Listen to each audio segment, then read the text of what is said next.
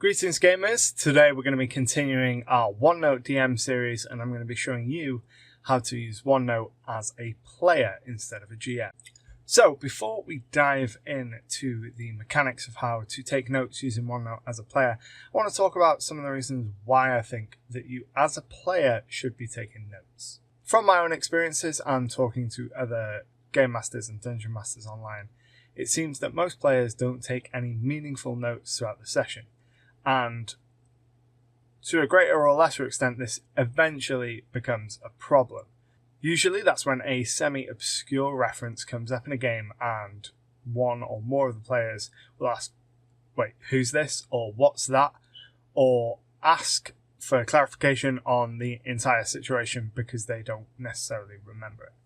And one of the things that taking your own notes really helps with is to remember what's happened in the game, because you are making a note of it and then you let it go back and you can look over them, and it keeps the events of the games, especially smaller events, more present in your mind. Not only that, but it also helps the dungeon master or the game master, because you are aware of more information. They have to spend less time explaining things or going over things or reminding you of things, and they can spend more time on the game itself.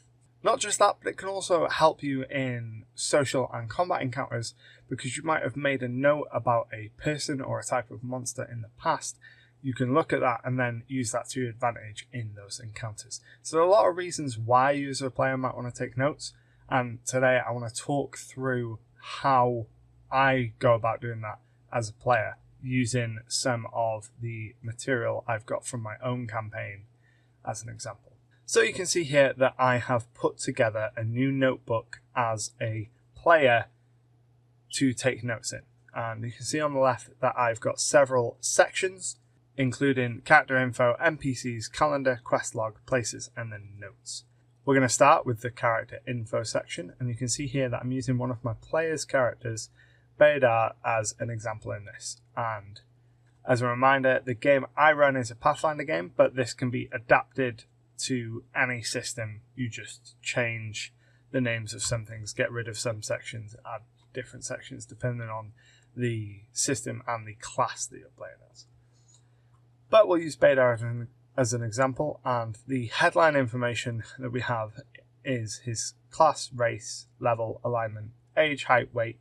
The number of kills isn't necessary. I keep track of that in my game because certain items have effects that come into play based on the number of kills the character has, and then the player's XP. And much like the character sheet that I've put together for my player characters as a game master, there'll be a link down below to that video. And you can see here that I lay this out quite similar to how I lay out the player character sheets for myself as a game master, which you can see. I'll link the video in the description below. And I keep track of ability scores, saving throws, armor classes, skills, languages, and all that sort of stuff. An additional section that I keep as a player, as opposed to a GM, is information about weapons and attacks, armor, and then feats. Because those are the things that, as a player, I want to have at a moment's glance, so when I'm in combat and I want to swing a weapon, I know what all my bonuses are, I know the damage it does, etc. So down here you can see that I've given 3 separate weapons on the main page. These aren't the only weapons that this character might carry, but these are the most commonly used. So there'd be Coldor's Fury, which is a magical axe, and then also a separate entry for power attack, because as a martial character, Baydar will make quite a lot of power attacks, and the numbers are slightly different. So I put that as a separate entry just so I can, at a glance, I'd be able to say, right, I'm rolling a power attack, what do I need? And then I also have a section for the armor, so I can see check penalties, spell failures, things like that. And then down here, I keep a list of the feats and a very, very short description of what those feats do. And then just like in my player character sheets as a GM, I keep a description of the character and some information on there. And then as the campaign went on, as a player, I might add to these. So I might gain new motivations, new fears, I might want to record additional information, and I do all that about the character that I'm playing in this page. But you can see within the character info section, I've got a couple more pages. The first one I've got is the page for the character's class. Now all I did for this is I went onto the internet, found the SRD page for the class, and just copied it into this page. This means that I don't have to go out of OneNote to find information on the class. I can just click onto this page, see everything I'd want to know about the class right away. So what I'm going to do is I'm going to copy the link to this page, and on the main page I'm just going to put a link to it there. And then I'll do the same with the race. Because Pathfinder doesn't have Dragonborn, I'm using a slightly modded homebrew version of the race. So I want all the information about that readily available as well. So I'll do the same, and I'll link the Dragonborn page up there. And another thing I like to link are feats. So especially in Pathfinder, there are a lot of feats, and it can be confusing to keep track of and to mark them down. So in the character info page, I have a section for the feat that the character has. This isn't a full list, it's just the ones that I know the character has. And I, again, copy the information from the online SRD, and then for each feat, I'll right click on it, copy link to the paragraph, and then within this list on the main page, put a link. So that when I'm on this main page, if I want to know exactly what Vital Strike does, I can click on it and it'll take me to the Vital Strike entry in the feats page. And then finally, in the character info section, I have an inventory. Now this is just a basic table with the item's name, any notes on the item, its weight, its cost, and its location. That's where it's being carried. So it might be in a bag, being carried in the hands, being worn, etc. That's just a handy thing to know whether or not you can use the item without spending an action to get out of the bag or what have you. So this section gives me really easy, clean overview of the character that I'm playing. I can look at almost all of my stats or the information about my character at a glance, and if I want a deeper dive into anything about them, I've got several other pages with more information on them, which I can use to look up specific rules. The next thing I want to talk about is using a calendar as a player. In both of my other OneNote DM videos, I've talked about the calendar and how useful I find it to be as a game master, but we haven't really touched on how useful it can be as a player. So you can see here, I've got a section on calendars, and then I would separate that section into multiple pages, one for each month. And then within that page, I've got a table set up with the date, the day of the week, and any notes. And this is really handy because as a player, I might want to know on what date certain things will happen. So, for example, if you were a wizard and you're creating a magical item, you know that it will take X number of days to be completed. So, say it was the 1st of August during this session and you started creating a magical item that takes 17 days, well, you know that on the 18th that item is complete. So you'd make a note of that so that over the coming sessions you don't forget that you're creating that, because if you only play once a week, once a fortnight, once a month, keeping track of minute details like that can be really, really difficult. And you might say to your dungeon master in 6 weeks' time, oh, how long have I got left on that magic item? And if they haven't made a note of it, then you have absolutely no idea. So it's handy to keep notes like this, just to take a little bit of pressure off the GM having to record everything and make a note of everything, because the GM's got so much that they have to be aware of and note down anyway. Keeping your own list of things and tracking yours and your party's progress through your own calendar can really help. It also gives you a sense of where you've been and who you've talked to and how you've progressed. And what I like to do is within the calendar is where I make my session notes. So if we play a session this week and the GM said to us, oh, we're starting on Thunder Day, the 5th of August, well, and it was our 20th adventure, I might put Adventure 20 and misspell Adventure. And then throughout the session, I would make fairly loose and sort of stream of conscious style notes about the adventure. So maybe we start in Westkeep and then we go to the tavern and buy some drinks. And then maybe we get approached by a shady figure who sells us a cheap treasure map.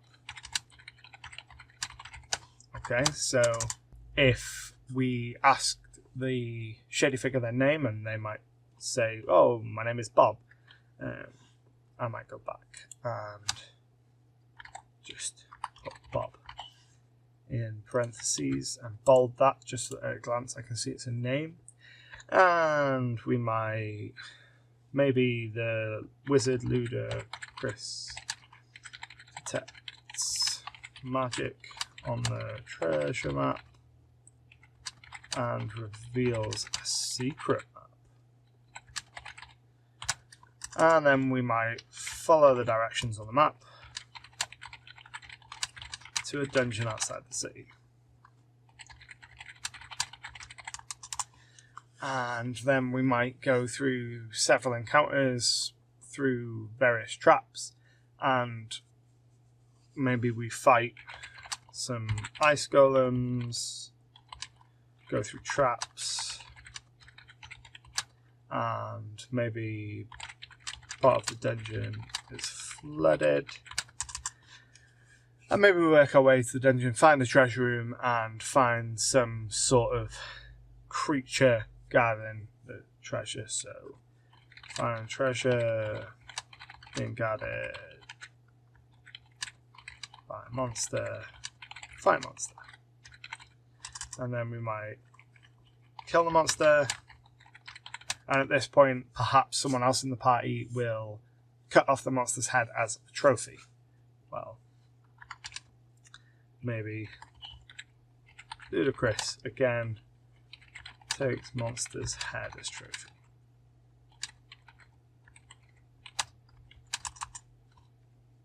Maybe we're looking through the treasure and we find a small little puzzle box.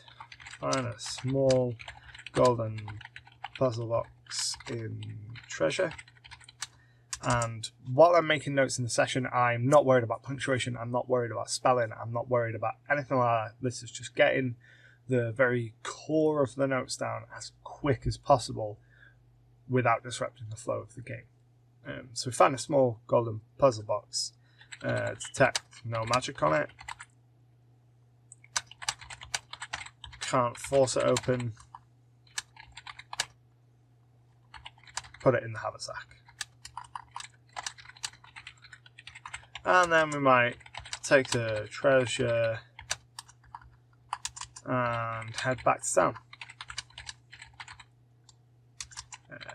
Sell some items. Sell the trophy. So throughout the course of the session, these are the kind of notes that I make. Pay attention to anyone we speak to, write down their name. If it's the first time we've met them, I might put a description down if the GM provides a detailed description of them. If they just say you get approached by a shady looking guy called Bob, well, I know he's shady looking, that's all I need to know. If the GM shows us a picture, I might write a quick description based on that picture. But I'm more concerned with the NPC's name and who they are, so we know it's a shady figure who sold the treasure map, or we spoke to someone and we know they're the captain of the guard, things like that. So then at the end of the session, or the next day, or within the next 2 days, I don't like to leave it too long, I will go back and look at these rough notes and I will start to expand upon So the first thing I do is scan through them and look for notable NPCs and anything that could become a quest. So you can see on the left here I've got a section for NPCs. So until an NPC becomes a recurring major character, I won't give them their own page. I put it in this first page, and I put Bob,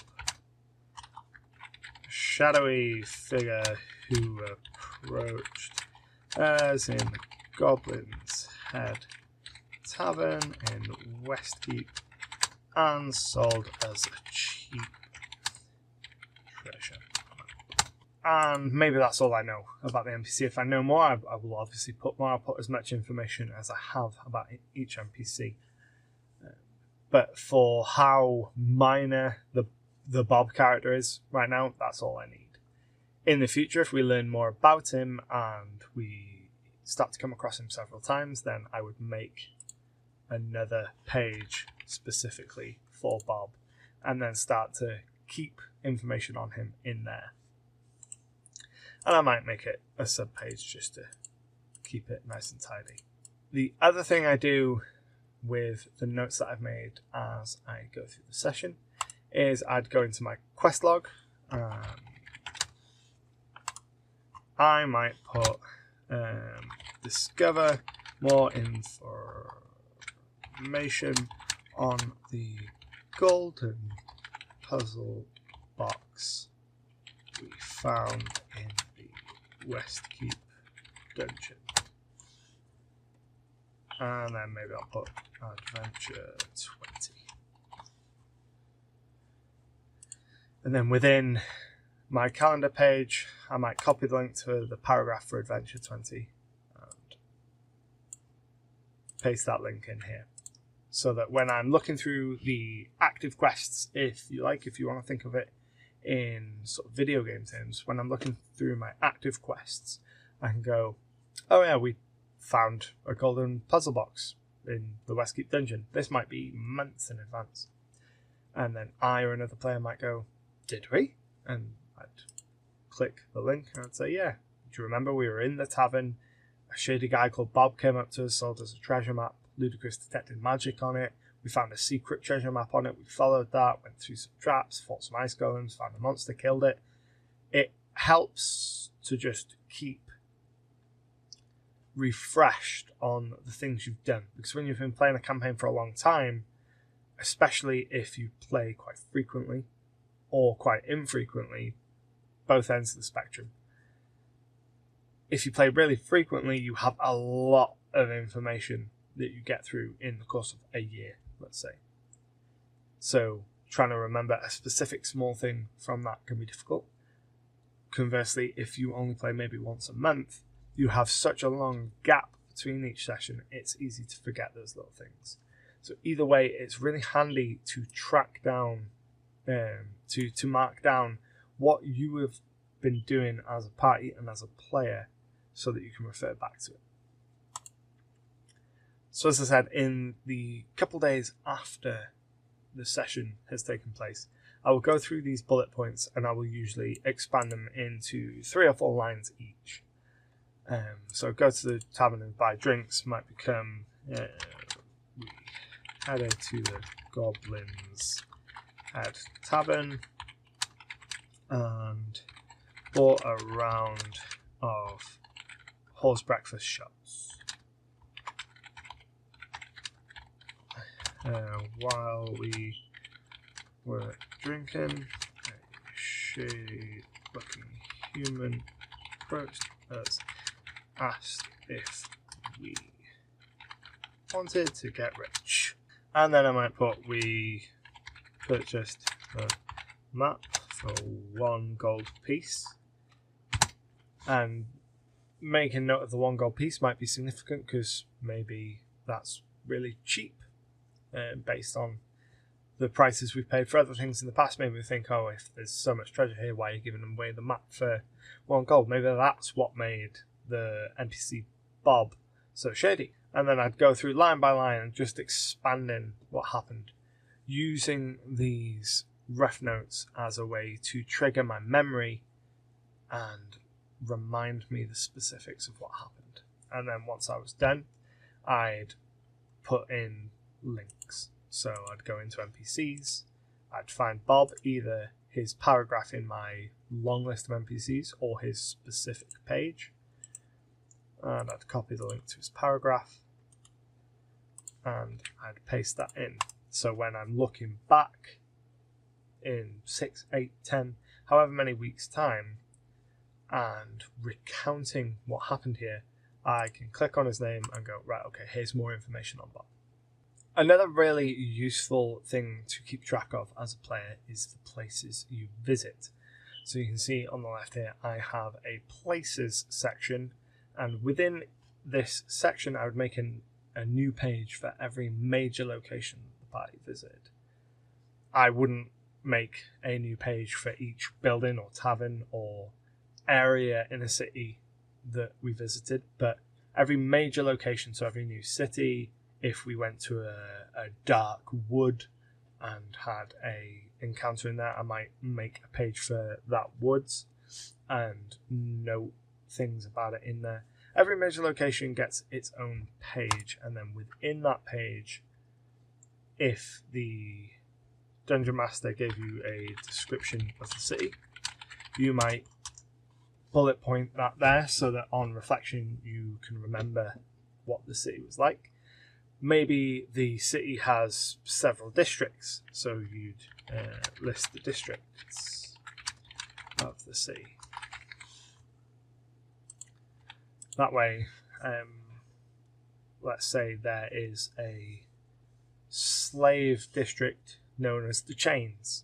Several weeks down the line, whilst talking, someone might say, something might come up about the Chains, and instead of racking your brain and trying to remember where it was, you can just Control and F your notebook, put the Chains in, and it would come up. So I'll show you the Chains. And then say you were on your character sheet, someone said an NPC brings up the Chains, and you know that rings a bell. So you look for the Chains and change it to all notebooks. And then you'd find it. Obviously, it searches for the word the as well as the Chains, so maybe you might just put Chains and you'd find it. The search function is really handy if you have an expansive set of notes, if you've been playing for years and a very specific thing comes up that you know you have written about but don't know where. That search function is amazingly handy because you might know that you want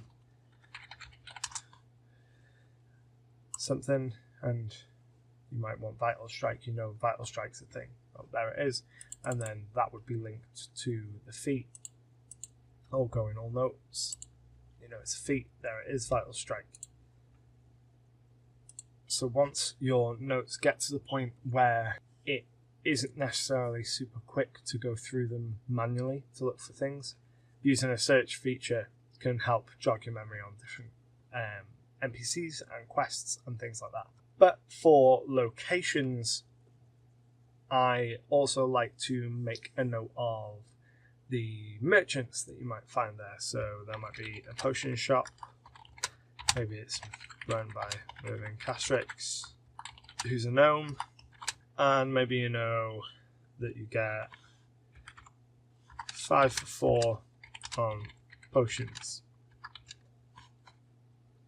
And I might do that for all the shops. I'd note what the blacksmith is called and who runs it, if there are any special discounts that the party get, if there's anyone in the city that is particularly friendly towards my character, if there's anyone I have had conflict with in the city, I'd note that down there. Just as much information about the area as possible so that in a few weeks down the line, if we're still in the city and we're doing something in the city, I might be able to say, oh, well, I'm really good friends with the blacksmith, and they might know something about what we're doing today. Let's go speak to them. Keeping notes on all these kinds of things can really help you remember the things your character would just know. Your character would know that you're good friends with the blacksmith in the city, but you as a person might have forgotten that. Fairly detailed notes is really handy to bring a balance between what you know and what your player knows, what your character knows. So. And the final section I have in sort of my core of a character notebook as a player.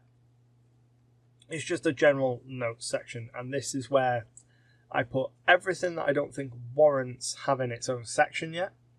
So, for example, here I might put factions. If it's really early on in the campaign, we might have heard about one or two factions. We might have heard of the Thieves Guild and maybe the Silver Lancers. We might not know anything about them, but I can put them there the first time I hear about them, and then the next time, say we go to a new city and we hear that the Thieves Guild have a different cell in every major city, and they're not linked.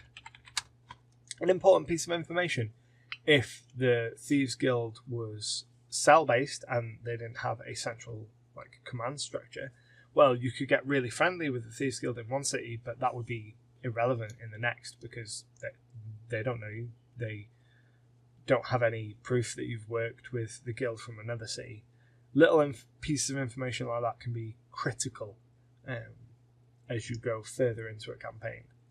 And then as you get further and learn more about different factions, then maybe the Thieves Guild, you've spent enough time with it, you've done some missions for them, or maybe you've defeated them in one city. You've learned enough about them for them to have their own page. So you make a new page for it and then create that as a sub-page of factions so that you have an entire page dedicated to it. And I would do this with all sorts of things. I do it with factions, I do it with pantheons, so unless you're a divine-based class, you probably don't have much interest in the gods. But if as the campaign went on they became more relevant and you started to run into different worshippers, then I might make a new page, promote it from subpage, and maybe I'd put pantheon or churches, and maybe in somewhere we run into the church of Icarus, and I'd note all the information about that. As soon as it got to the point where I had a substantial amount of information, I'd separate it out into its own page. And that's how I work within the notes section. Anything that comes up that doesn't immediately warrant its own section or page goes in there, and then over time, as we come into contact with these things more or learn more about them, I add to that, and eventually it might become its own page or it might become its own section. And then we have it, folks. I hope this has been helpful to you in showing you how I arrange my notes as a player and how you can use OneNote and the ability to link between things and use sections and pages together in a way to make your experience as a player easier and as a way to improve your overall game. If you'd like to see how I organise my campaign as a Dungeon Master, there are a couple of videos which I'll link below, and if you send an email to the address in the description, I'll also share my notebook with you so you can take a look through it and see how I've approached things. But until next time, happy gaming! Thanks for watching. If you're new here, don't forget to hit that subscribe button down below for new content every single Friday. And if you want to keep watching, well, there's another couple of videos for you to watch just over there. Happy gaming.